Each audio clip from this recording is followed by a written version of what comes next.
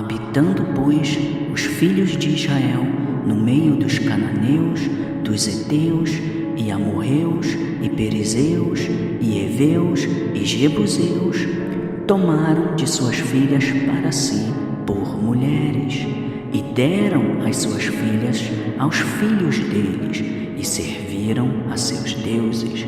E os filhos de Israel fizeram o que era mal aos olhos do Senhor, e se esqueceram do Senhor seu Deus, e serviram aos Baalins e a Astarote.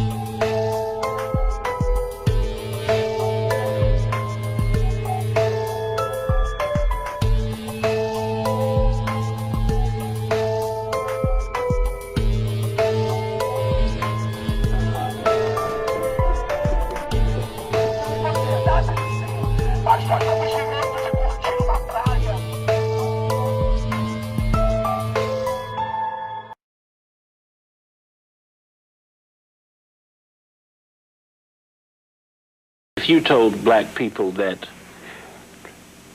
white people were committing biological genocide against us and that by the year 2000 whatever there would be no more black people, you would get one reaction. But you're saying that we're being threatened with cultural and psychological extinction. How do you get African people to see the urgency of this situation? I don't know, frankly, if you can. I think that we have to focus on young people, young African people who have not been so conditioned with a way of thinking that supports European imperialism, European power, that they still have the ability to use their intuition, their spirituality, their Africanness to create, to think beyond the limitations that have been given to them in European academies. I think most of us as adults, as elders, have been so conditioned that we're afraid to move beyond the parameters that have been defined by our enemies in our thinking, so that our vision is limited. And so we are really not the people who should be conceptualizing the plans, the movements, what we should be building. But I focus on the younger people who hopefully are still more in touch with what is natural to African people. And if I can affirm that in them, they will see the urgency. I find that in my teaching. I find that in teaching young people, that once they are affirmed and introduced in a conscious way to the African worldview, it becomes crystal clear to them. And they see in an urgency in us as African people building for self, as opposed to imitating forms which have been put in place to make sure that we continue to be oppressed. Culturally and psychologically, do you think we realize what we have lost? No, not. You know, it's ironic because we don't realize it on a conscious level. Yet we live it every day in the way we walk, in the way we talk, in the way in the music we create. There is a depth of spirituality which exists in us as a people, which has continued since our origins, that our ancestors have passed to us, and which we continue to pass on ourselves, that we don't consciously recognize as a strength. We don't realize that it is something that we need to use to think with, so that when we are presented with a European worldview in the classroom, we think that that's the only way to be. That's the only way to think, because we didn't come with anything. So I don't think that we are aware on a conscious level of what it is that we've moved away from in terms of power. You see, that's what we're not aware of. Could you talk some about how we came to be who and what we are today? If you understand the question. I think I do. Okay. I think that we have to look back at a period that I call the Ma'afa. We as Africans were very consciously stripped of our culture.